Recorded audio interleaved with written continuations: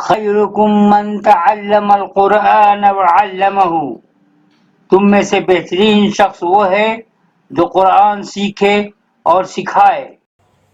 اہدنا الصراط المستقیم، ہمیں سیدھی اور سچی راہ دکھا۔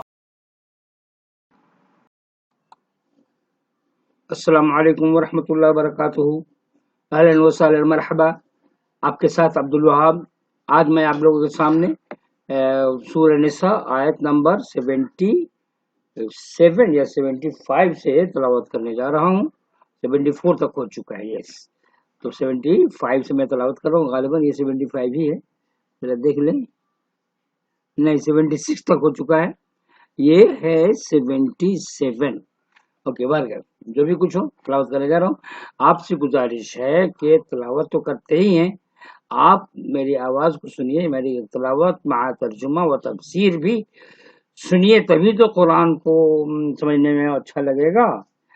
دوستو، جیسا کہ آپ جانتے ہیں دنیا میں سب سے زیادہ پڑھی جانے والی کتاب قرآن ہے، یہ حقیقت ہے۔ اس کے ساتھ ساتھ یہ بھی حقیقت ہے کہ دنیا میں سب سے پڑھی جانے والی کتاب، سب سے زیادہ پڑھی جانے والی کتاب اور سب سے کم سمجھی جانے والی کتاب قرآن ہے۔ اس باریکی پہ توجہ دیں گے، اس وجہ سے وقت نکال کر کے قرآن کی تلاوت مع ترجمہ و تفسیر پڑھیں اور سنیں، اس میں ہمارا تعاون کیجیے۔ آپ میری بات سے متفق ہیں تو میری آواز کو دوسرے مسلمان بھائیوں تک پہنچائیے، یعنی اس میسج کو شیئر کیجیے اور سبسکرائب کیجیے۔ اللہ تعالی ہم تمام لوگوں کا حامی و ناصر ہو۔ اور میں تلاوت کرنے جا رہا ہوں۔ اعوذ باللہ من الشیطان الرجیم، بسم اللہ الرحمن الرحیم۔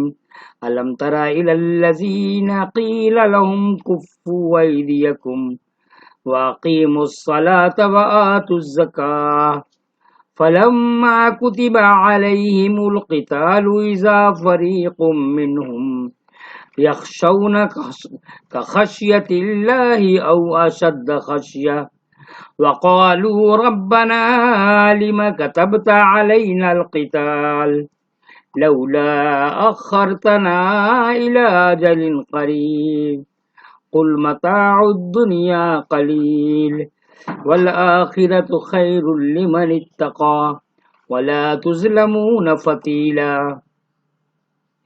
أينما تكونوا يدرككم الموت ولو كنتم في بروج مشيدة وإن تصبهم حسنة يقولوا هذه من عند الله وإن تصبهم سيئة يقولوا هذه من عندك قل كل من عند الله فما لهؤلاء القوم لا يكادون يفقهون حديثا ما أصابك من حسنة فمن الله وما أصابك من سيئة فمن نفسك وأرسلناك للناس رسولا وكفى بالله شهيدا۔ کیا تم نے ان لوگوں کو نہیں دیکھا جن سے کہا گیا تھا کہ اپنے ہاتھ روکے رکھو اور نماز قائم کرو اور زکوٰۃ دو؟ پھر جب ان کو لڑائی کا حکم دیا گیا تو ان میں سے ایک گروہ انسانوں سے ایسا ڈرنے لگا جیسے اللہ سے ڈرنا چاہیے یا اس سے بھی زیادہ۔ وہ کہتے ہیں کہ اے ہمارے رب، تو نے ہم پر لڑائی کیوں فرض کر دی؟ کیوں نہ چھوڑے رکھا ہم کو تھوڑی مدت تک؟ کہہ دو کہ دنیا کا فائدہ تھوڑا ہے اور آخرت بہتر ہے، اس کے لیے جو پرہیزگاری کرے اور تمہارے ساتھ ذرا بھی ظلم نہ ہوگا، اور تم جہاں بھی ہوگے موت تم کو پا لے گی، اگرچہ تم مضبوط قلعوں میں ہوگے۔ اگر ان کو کوئی بھلائی پہنچتی ہے تو کہتے ہیں کہ یہ خدا کی طرف سے ہے، اور اگر ان کو کوئی برائی پہنچتی ہے تو کہتے ہیں کہ یہ تمہارے سبب سے ہے۔ کہہ دو کہ سب کچھ اللہ کی طرف سے ہے۔ ان لوگوں کا کیا حال ہے کہ لگتا ہے کہ کوئی بات ہی نہیں سمجھتے۔ تم کو جو بھلائی بھی پہنچتی ہے خدا کی طرف سے پہنچتی ہے، اور تم کو جو برائی پہنچتی ہے وہ تمہارے اپنے ہی سبب سے ہے، اور ہم نے تم کو انسانوں کی طرف پیغمبر بنا کر بھیجا ہے، اور اللہ کی گواہی کافی ہے۔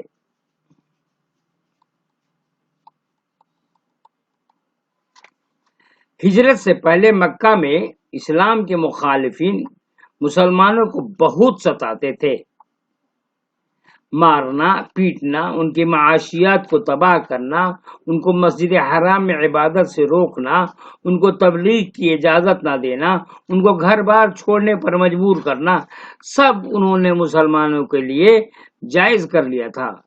جو شخص اسلام قبول کرتا اس پر وہ ہر قسم کا دباؤ ڈالتے تاکہ وہ اسلام کو چھوڑ کر اپنے آبائی مذہب کی طرف لوٹ جائے۔ مخالفین اسلام کی اس جارحیت سے مسلمانوں کے لیے اصولاً جائز کر دیا تھا کہ وہ ان کے خلاف تلوار اٹھائیں، چنانچہ وہ رسول اللہ صلی اللہ علیہ وسلم سے بار بار جنگ کی اجازت مانگتے، مگر آپ ہمیشہ یہ کہتے کہ مجھ کو جنگ کا حکم نہیں دیا گیا، تم صبر کرو اور نماز اور زکوٰۃ کی ادائیگی کرتے رہو۔ اس کی وجہ یہ تھی کہ قبل از وقت کوئی اقدام کرنا اسلام کا طریقہ نہیں۔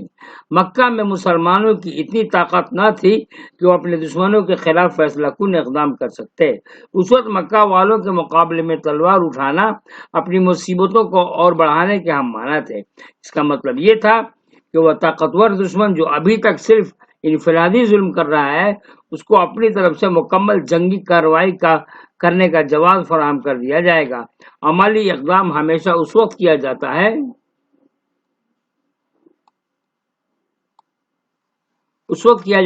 جب کہ اس کے لیے ضروری تیاری کر لی گئی ہو۔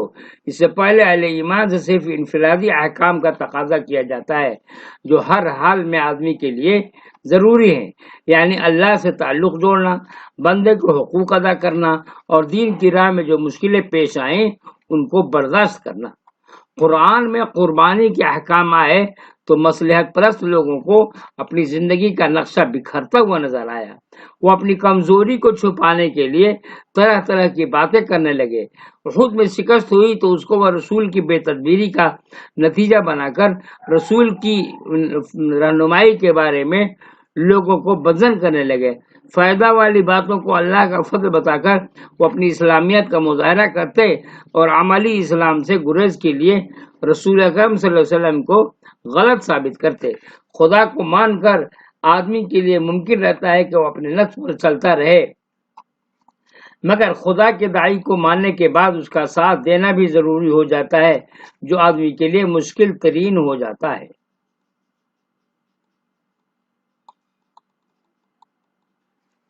من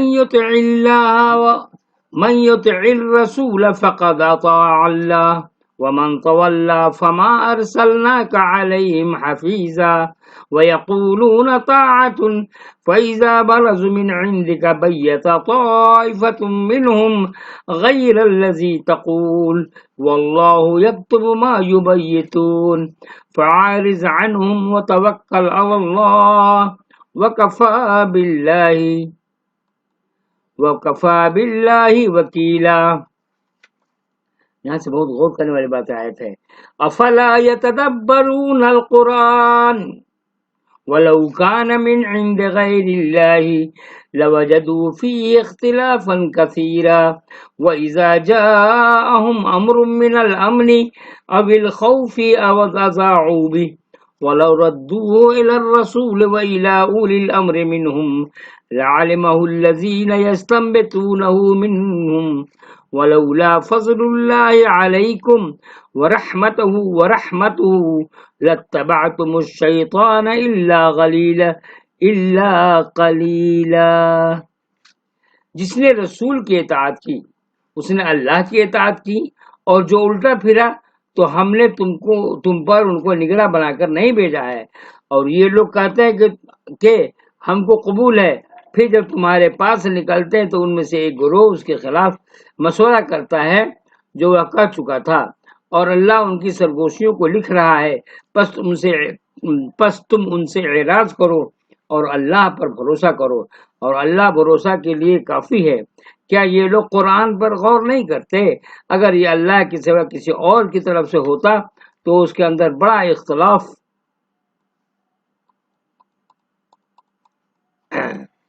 اختلاف پاتے، اور جب ان کو کوئی بات امن یا خوف کی پہنچتی ہے تو اس کو پھیلا دیتے ہیں، اور اگر وہ اس کو رسول تک یا اپنے ذمہ دار اصحاب تک پہنچاتے تو ان میں سے جو لوگ تحقیق کرنے والے ہیں وہ اس کی حقیقت جان لیتے، اور اگر تم اللہ کا فضل اور اس کی رحمت نہ ہوتی تو تھوڑے لوگوں کے سوا تم سب شیطان کے پیچھے لگ جاتے۔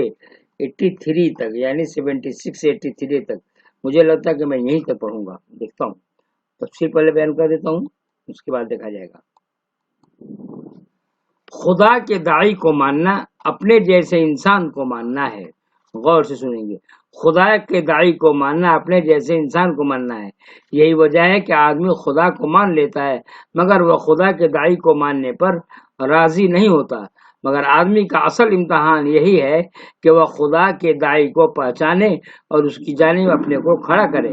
داعی کے معاملے کو جب آدمی خدا کا معاملہ نہ سمجھے تو اس بارے میں سنجیدہ بھی نہیں ہوتا، سامنے وہ رسمی طور پر ہاں کر دیتا ہے مگر جب الگ ہوتا ہے تو اپنی سابقہ روش پر چلنے لگتا ہے، وہ اس کے خلاف ایسی باتیں پھیلاتا ہے جن کا پھیلانا سراسر غیر ذمہ دارانہ فعل ہے۔ جو لوگ خدا کے داعی کے ساتھ اس قسم کا بے پرواہی کا سلوک کریں وہ خدا کے یہاں یہ کہہ کر نہیں چھوٹ سکتے کہ ہم نہیں جانتے تھے۔ آدمی اگر ٹھہر کر سوچے تو داعی کی صداقت کو جاننے کے لیے وہ کلام ہی کافی ہے جو خدا نے اس کی زبان پر جاری کیا ہے۔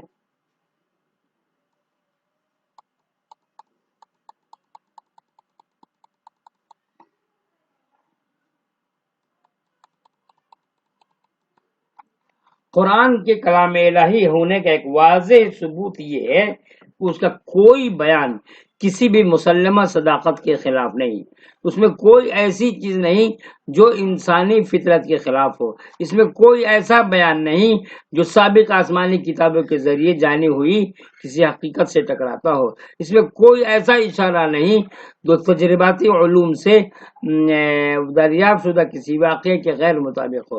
حقائق واقعی سے یہ مکمل مطابقت اس بات کا یقینی ثبوت ہے کہ اللہ کی طرف سے آیا ہوا کلام ہے، تاہم کسی بھی سچائی کا سچائی نظر آنا اس پر موقوف ہے کہ آدمی سنجیدگی کے ساتھ اس کو سمجھنے کی کوشش کرے۔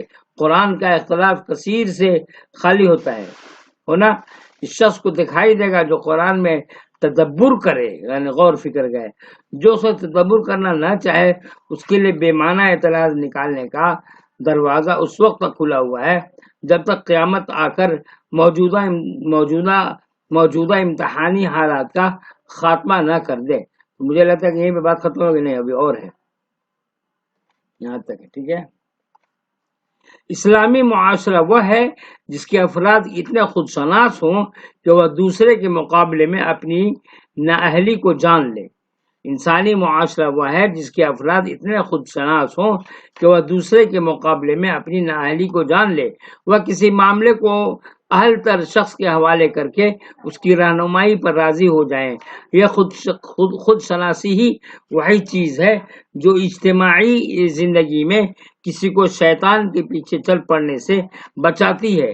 آدمی اگر اپنے آپ کو نہ جانے تو اہلیت نہ رکھتے ہوئے بھی نازک معاملات میں کود پڑتا ہے اور پھر خود بھی ہلاک ہو جاتا ہے اور دوسروں کو بھی ہلاک کرتا ہے۔ اجتماعی معاملات میں بولنے سے زیادہ چپ رہنا ضروری ہوتا ہے۔ یہ شیطان کی مدد کرنا ہے کہ آدمی جو بات سنے اس کو دوسروں کے سامنے دہرانے لگے۔ تو بات یہیں تک ختم ہو گئی۔